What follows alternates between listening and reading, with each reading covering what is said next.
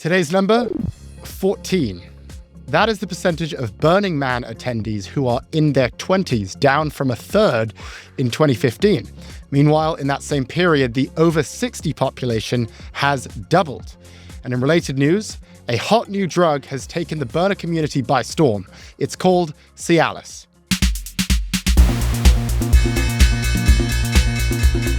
Welcome to Prof Markets. I'm Ed Elson. It is September 4th. Let's check in on yesterday's market vitals. The S&P and the Nasdaq climbed amid a tech rally following the Google antitrust ruling. More on that in a second. The Dow was flat. Meanwhile, Treasury yields fell on weaker than expected job openings data. Openings fell to their lowest level in 10 months, strengthening bets that the Federal Reserve will cut rates this month. At the time of this recording, the probability of a cut in September has risen to 96%. And finally, gold hit yet another record high on ongoing tariff uncertainty. Okay, what else is happening? Google stock soared 9% yesterday on news that the company has dodged the breakup bullet and will get to keep Google Chrome. U.S. District Judge Amit Mehta's order follows his ruling last year that Google illegally monopolized the search market for more than a decade. As a remedy for that monopolization, the judge has now ruled that while Google must end its exclusive deals with Apple, Mozilla, Samsung, and others, it can still pay partners for default placement on their products. We don't really know what that means. Google will also have to share certain search index and user interaction data with competitors, but that is about it. The ruling rejected recommendations from the DOJ, which was great news for Google, also great news for Apple. The DOJ had requested that Google be broken up, that it stop paying Apple the $20 billion a year it spends to remain the default search engine on Apple devices. Judge Mehta rejected those arguments. He wrote, quote, "There are strong reasons not to jolt the system and to allow market forces to do the work." In sum, we thought that we were going to have some antitrust enforcement here. That was at least what we were all expecting. That was what the market was expecting. But it appears, no, we're not going to have much enforcement. The judge has said essentially go on and continue as normal. To help us make sense of the remedy, what kind of precedent it's setting, we're going to bring in former Assistant Attorney General for the Antitrust Division of the DOJ, Jonathan Kanter. I will also remind you that Jonathan was the one who originally brought this lawsuit to Google in the first place. Jonathan Kanter, thank you very much for joining us again on Prof Markets. Good to see you. Good to see you, and it's great to be back. So Google is up almost 10%, or it rose almost 10% yesterday because of this ruling. Just remind us, we've discussed this case before. We've had you on the podcast and we've talked about antitrust at large, but remind us what the case was and then what the ruling from Judge Mehta is now saying. Got it. So there are two separate antitrust cases against Google that we brought at the Department of Justice, and we won both of them. So this particular ruling regarding Judge Mehta relates to the search case. And then the second case, which we're waiting on remedies, relates to ad tech. And so happy to talk about that separately. In connection with the search case, the government, along with a whole bunch of state attorneys general, alleged that Google monopolized search, doing things like paying Apple billions of dollars to make sure Apple wouldn't work with any of Google's rivals, to make Google the search default on Safari and iPhones and all sorts of other devices. Doing the same thing with Android, making it so that if a device manufacturer, a phone manufacturer like Samsung wanted to have Android in the Android Play Store, they would need to also make Google the search default or use the whole suite of Google products. Google did the same thing with respect to Chrome and with respect to third-party browsers and the like. And so the allegation was that Google did this for roughly 10 years, paid a ton of money each year to lock out competitors and lock itself in, and in the process secured this massive moat around its business, which allowed it to create a monopoly.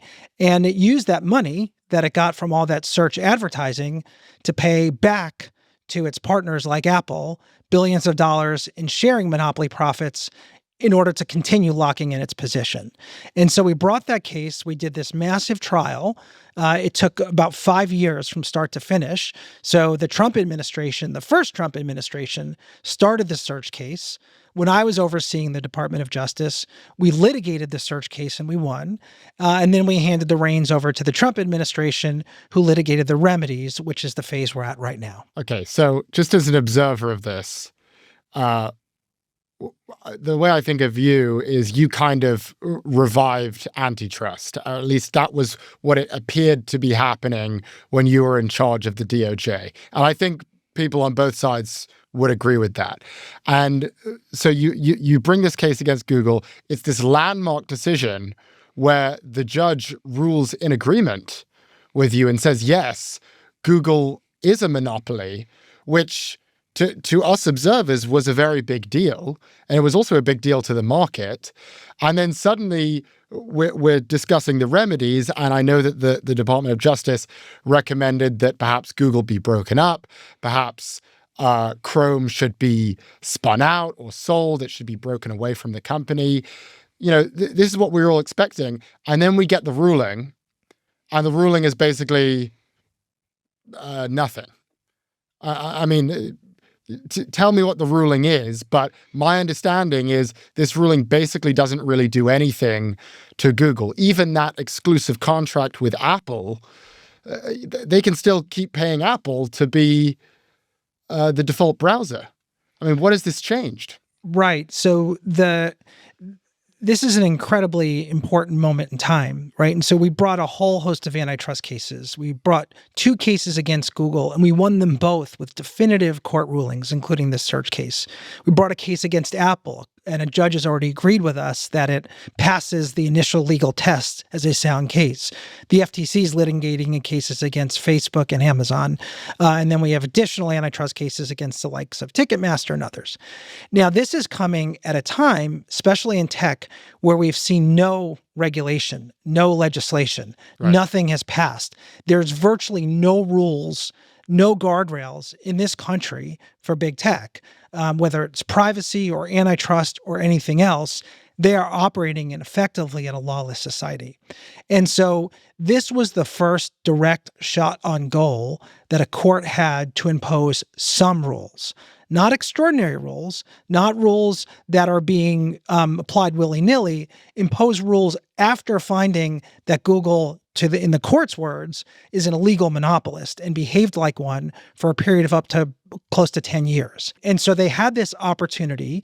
The DOJ gave it a bold but sensible proposal, which would require their divestiture of Chrome and prohibit, for example, Google from paying companies like Apple billions of dollars a year to be the search default. The court, notwithstanding its bold statement that Google broke the law, decided to take a much more nuanced and cautious and frankly weak approach to imposing remedies on Google. So now there are some remedies. Google, for example, can't pay Apple or others to be the exclusive search default, although it can pay to be a search default, right, which is very confusing. And it's not clear how that's going to work mechanically. Google has to share some information with would-be search competitors. And the restrictions on exclusivity apply not just to Google Search, but to Gemini, its AI chatbot. So overall, when I think of this is, yes, there are a number of aspects of the remedy that are deficient, and I think the court got wrong, and I'm happy to talk through those. But where I really come down is this was an opportunity, a legitimate opportunity based on a finding of law to hold a company accountable and put guardrails in an industry that desperately needs it. And the court, in the interest of nuance and caution, decided not to do that. And I think that is a disappointment to many. I think what is so surprising, to me at least, is I thought that we had already taken the opportunity. I mean, that is the way I think the market felt, and I think that's the way a lot of people felt, is that the opportunity had been seized, and that was when the judge said, yes, this is an illegal monopoly. And so it is so surprising to be in this situation. By the way, I remember a lot of people said that I was being too lenient when I was saying, maybe the most appropriate or the most appropriate remedy here would be to get rid of that contract with Apple. But now we've got Apple up 4%. The market's basically telling us Apple's still going to be getting paid billions of dollars by Google. So not even that happened. And so I guess my question to you is, what happened between the time where the judge said, yes, this is an illegal monopoly, and now?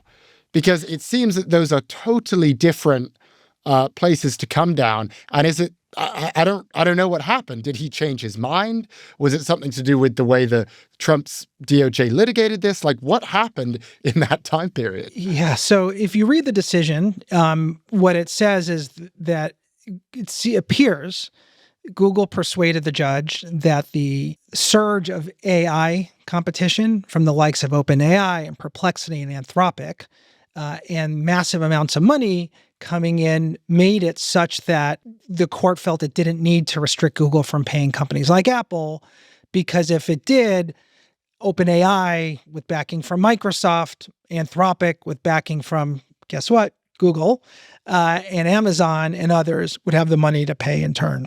Now, the court did something interesting, which I found puzzling, which it said that there are a lot of good reasons why Google should not be able to pay for default placement. But the court was concerned that if it prohibited payment, it would have a chilling effect on innovation, and companies like Apple might not use that money to innovate. We can put a pin in that because Apple spends more money on stock buybacks every year than it does on R&D.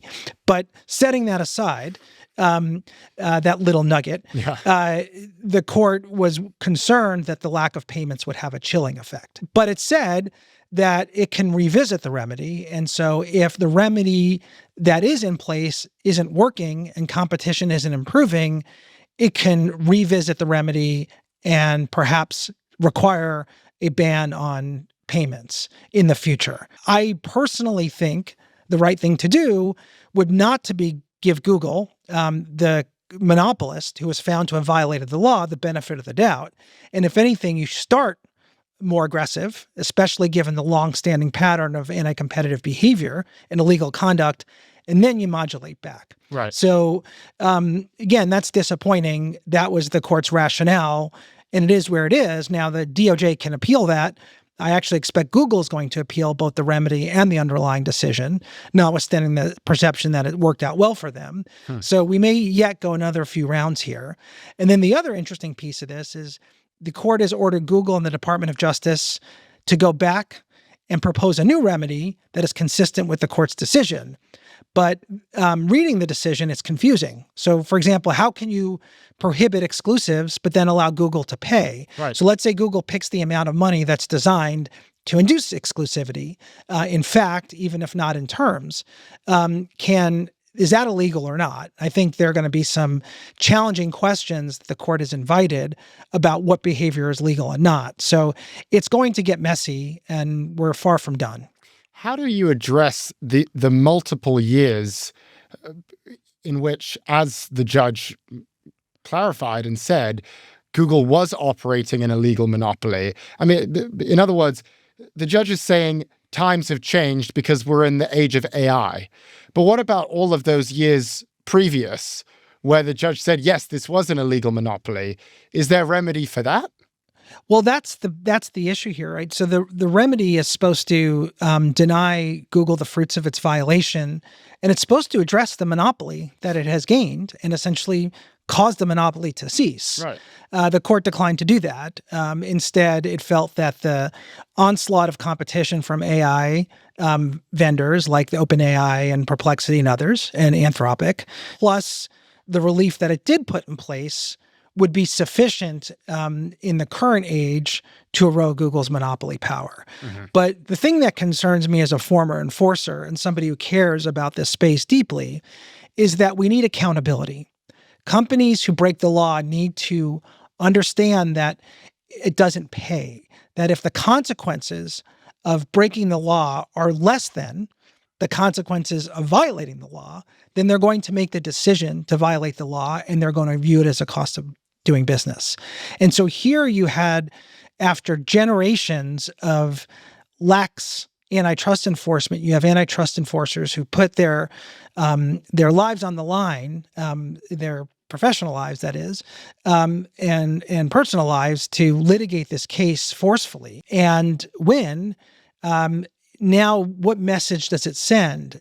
Companies are looking at this and they might say, well, Right. if I violate the law, then if it's only a slap on the wrist, then yeah, it'll be painful and it'll be expensive in terms of hiring lawyers, but it's worth doing if I get billions of dollars or tens of billions of dollars in upside from having a monopoly. And so I do worry that in the court's effort to avoid chilling innovation, it will have the opposite effect, which is promoting future violations, because the consequences are not significant enough to create a disincentive to engage in the conduct in the first place.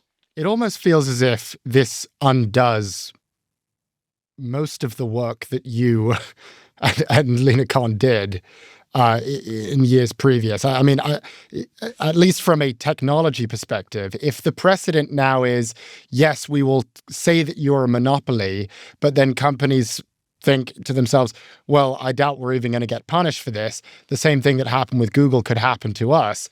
Doesn't that kind of undo the work you've done, or am I going too far? How do you feel about this on a personal level? I'm of mixed minds. So yes, I am deeply concerned about that. And that's the upshot of what we were just talking about. On the other hand, I'm not ready to wave the white flag and declare the whole endeavor futile. We won a major case against Google. There's a significant precedent, and the public had the opportunity to see in a published decision what it did to violate the law.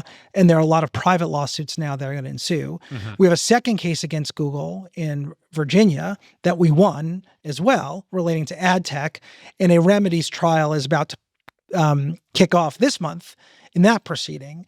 And then you have proceedings in Europe and you have private cases. And so this is going to be, a longer battle than just one case. And when I started doing this work, it was, about 15, 20 years ago, when the idea of big tech violating the antitrust laws was seen as something that was impossible to prove. Right. And when I took the job, I was told there's no way we will ever be able to win in court. And we made it significant strides on the law. I'm disappointed because I felt like we needed more time to litigate these cases to their completion, including on remedies, including on appeals. And so now it's up to the current administration to take the torch, and hopefully they'll continue apace. But there are going to be ups and downs, and I think the cause is just too important. Again, I'm pro-tech. I love tech. I love innovation. I want to see more investment. I want to see us, in the United States, be the cradle of innovation, and little startups become the next great big U.S. company. But in order for that to happen, we need to make sure that the incumbents can't suck up all the oxygen. Yes. And we need to make sure that the technology is safe. We need to make sure that kids can use it. We need to make sure that they're not using their power of manipulation in ways that are harmful to society. And in the absence of comprehensive legislation being passed by Congress, which the big tech companies are adept at blocking, we need to take the shots we have and make them work. And so in that sense, it's disappointing, but it's also not the only shot on goal we're going to have. So much more that we could discuss on this. We're going to have you on for a longer segment soon, but we really appreciate your time, Jonathan. Thank you for joining us. Thanks for having me. That was Jonathan Kanter, former Assistant Attorney General of the Antitrust Division of the Department of Justice, also one of the great leaders in American antitrust. It is always an honor to have him on the show. I'm going to switch gears for a moment, and I'm going to point you to Google stock, which rose 9% on the day, added $234 billion in value. I will clarify, the real story here isn't the stock. The real story here is the erosion of antitrust, the consistent deference to big tech that we keep on seeing in the US justice system over and over. However, having said that, you may remember Google has been our top stock pick this year. I have said this on the podcast many times that Google is way undervalued when you look at every business from search to Gemini, to YouTube, the number one streaming platform, to Waymo, the number one autonomous driving platform. This stock had zero business trading at under 20 times earnings as it had been earlier in the year. And as I said, it was really only a matter of time. I think Google is way undervalued right now. If you're thinking about buying Google, I would argue the time to buy is right now. It's gotten crushed year to date, down almost 20%. It's trading at its cheapest levels in a decade, 17 times earnings. Compare that to the S&P, which is trading at like 25, 26. Google, it's a juggernaut tech company, and yet it's being valued today like it was like a dying industrials company. Well, here we are. Since the time of our Time to Buy Google episode, the stock is up 45%. We are now at $230 per share, $2.8 trillion market cap, all-time high for the company. So yes, this is a loss for antitrust. It is a loss for, in my view, the rule of law. But let's be clear, it's a huge win for Google. And so if you bought this year, well then, huge win for the investor as well. We'll be right back. And if you're enjoying the show so far, be sure to like and subscribe to the Prof G Pod YouTube channel at the link below.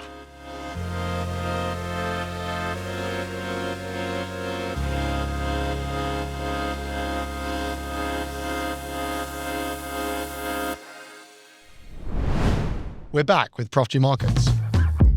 Nigeria, South Africa, and Egypt have emerged as China's top trade destinations, with exports jumping by 25% year over year. Chinese exports to Africa have totaled $122 billion so far in 2025. They are on pace to top $200 billion for the first time ever. That is more than double what China sold to Africa just 5 years ago, and it's now more than what they are selling to the US. Meanwhile, Washington is moving in the opposite direction. We've reimposed tariffs on 30 African countries. Compare that to China, which has cut tariffs on 19 African countries. By the way, in the first half of the year, Africa signed $30 billion in construction contracts with China. That is 5 times more than last year. So China and Africa are reforming their alliance. But this isn't just a China-Africa story. A bigger shift is happening, and that is many alliances all over the world are being formed, especially with China, but especially not with the US. As we said earlier this year, we are driving the world into each other's arms, and we are seeing this everywhere. The EU just signed its largest ever trade deal with Mercosur. That's the South American trade bloc that includes Brazil, Argentina, Paraguay, and Uruguay. They've also finalized a deal with Mexico. They are re-upping their bilateral trade agreement with Switzerland. India just signed a trade deal with the Eurasian Economic Union. That includes Belarus, Kazakhstan, Armenia, Kyrgyzstan, and yes, of course, Russia. They've also signed deals with South Africa and Australia. They have new accords with Qatar and Saudi Arabia. Put another way, deals are happening, as we've said. They're just not happening with us. And this is all coming at a very precarious time. As you probably know, Putin is off in China right now, and he's partaking in the Chinese military parade. So there's a lot to unpack here. Let's bring in Scott Galloway. Let's hear what he thinks of all of this. Scott, good to see you. Good to see you, Ed. I want to get your reactions to this China news. Chinese exports to Africa on pace to top $200 billion for the first time ever. We're seeing huge trade partnerships between China and Africa. We're also seeing what's happening with this Chinese military parade. Putin walking along with Xi Jinping next to all of those armaments. Your reactions to what's happening with China right now, Scott? Well, in reverse order, Xi is about to communicate to Trump and the world that my dick is much bigger than yours, boss. That my bat mitzvah is going to have, Lady Gaga and Justin Timberlake or whoever the hottest people are, and you have fucking Kid Rock. I mean, he's about to have a party that doesn't feel sad and depressed because the bottom line is in China, they can tell people to show up or they'll kill them. That's probably a bit of an exaggeration, but my guess is that military parade is going to get more coverage more positive coverage. It'll be a show of strength versus Trump's military parade was a show of weakness. The trade with Africa is very simple. It's us doing exactly what the Secretary of State and our foreign policy are not supposed to do. Africa will probably see, a lot of people think over the next 20 or 30 years. I mean, everyone keeps waiting for Africa to happen and it doesn't, but at some point it will. It's very mineral rich. Typically, as broadband increases and penetration of these technologies, whether it's AI or cell phone, should give a lot of economies there the opportunity to kind of leapfrog other developing economies. And what you have is essentially the more trade they do, the more likely they are to align politically, strategically, and militarily with China. What you're going to see is China start to open military bases in Africa. And essentially, you summed it up perfectly, Ed. Ever since this tariff nonsense or this war broke out, as a means of trying to inspire more deal making, it has worked. Unfortunately, the deals are happening without the US. You summarized it perfectly. That is exactly what is going on here. Yeah, seeing it with India too. I want to get your reactions to a Truth Social post from Trump yesterday. I'm just going to read you the full thing. Quote, "The big question to be answered is whether or not President Xi of China will mention the massive amount of support and blood that the USA gave to China in order to help it to secure its freedom from a very unfriendly foreign invader. Many Americans died in China's quest for victory and glory. I hope that they are rightfully honored and remembered for their bravery and sacrifice. May President Xi and the wonderful people of China have a great and lasting day of celebration. Please give my warmest regards to Vladimir Putin and Kim Jong-un as you conspire against the United States of America. President Donald J. Trump." Well, the first half of that was almost sounded presidential. It sort of, look, in World War II, so the history of Asia is basically Japan, which is this soft, democratic, or elegant country now. But Japan's one of the most warlike cultures in history. And every 50 or so years, they get whipped up into a frenzy and go into China and kill millions, if not tens of millions of people. And World War II was, I mean, China wasn't, I don't know if you'd call them an ally, but he could make that bridge and say, this is a collective victory as you honor World War II. Our mutual sacrifice. It almost sounded presidential, and then it feels like It was a Elon. joke. And then it feels like Elon showed up in a Hot Topic outfit and said, "Hey, brother, let's do some K," and then let him finish, the tweet. I mean, this shit isn't even taken seriously. And give my regards. It's like you're at home watching porn and you're fucking angry because you're vaping and angry because you didn't get invited to the cool party, and then you start shit posting people in the comments on their Instagram photos because you're not at the cool party. We're in a kakistocracy, and most people don't know what that means, but what it means is a society that puts its village idiots, its morons in charge. Yeah. And I always like to move to solutions. We should be quietly, not via tweets, on the ground, transporting and delivering and training F-15 and their pilots, and working with our incredible ground aircraft and radar technology to take the Ukrainian Flamingo long-range missile and basically rally our security forces in coordination with NATO and Europe to take out more and more of Russia's energy infrastructure. That should be our sole focus right now. If you want to bring Putin to the table and solve this war and go collect your Nobel Peace Prize, it's very easy. Ukraine in the last month has damaged, not taken out, but damaged 17% of Russia's energy infrastructure. Russia is a gas station with no gas if we take out their energy infrastructure. Their economy literally collapses. It doesn't matter how much she likes Putin if their energy infrastructure is taken out. That should be the sole focus. America needs to stop, barking and crying and whining and just show up with a big fucking stick. I remember when he said he'd solve these issues within 3 days of stepping into office. Where are we? Are we 7 months in now? It's unbelievable. I'm going to let you go, but I'm excited to see you tonight. We're going to have dinner. We are. It's our big team review. We like to get together at least once every 3 or 4 years to express my appreciation for the good work you've been doing and to highlight how Claris is substance here, and you're just a fucking Kim Kardashian riding bobsled on this Joey Bag of Donuts podcast. But you're pretty. We like having you here. You bring up the street cred. You're going to help me get into Chez Margot later because I'll bring a young, good-looking guy. But anyways, you serve your purpose. Okay. All right, Make brother. sure to say that to the whole company. Will do. Thank you, Scott. See Take you care, later. guys. We'll be right back.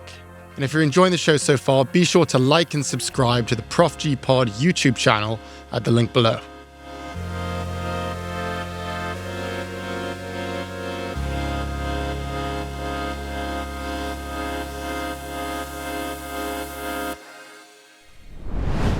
We're back with Prof G Markets. AI startup Anthropic has closed a massive funding round at a $183 billion valuation. That is nearly triple its $61.5 billion valuation from earlier this year. The company raised $13 billion in this round, which was well above expectations. They initially set out to raise $5 billion, but they reportedly generated as much as $25 billion in investor interest. Okay. Anthropic, we all know it, $183 billion valuation, now the fourth most valuable private company in the world. If you were to include it among public companies too, it would now be the 87th most valuable company in the world. More valuable than Verizon, more valuable than BlackRock, more valuable than Unilever and Adobe. It would be nearly double the value of Starbucks. It would be more than double the value of Airbnb. So an absolute behemoth at this point. And yet, and you probably know where I'm going with this, and yet you still can't invest.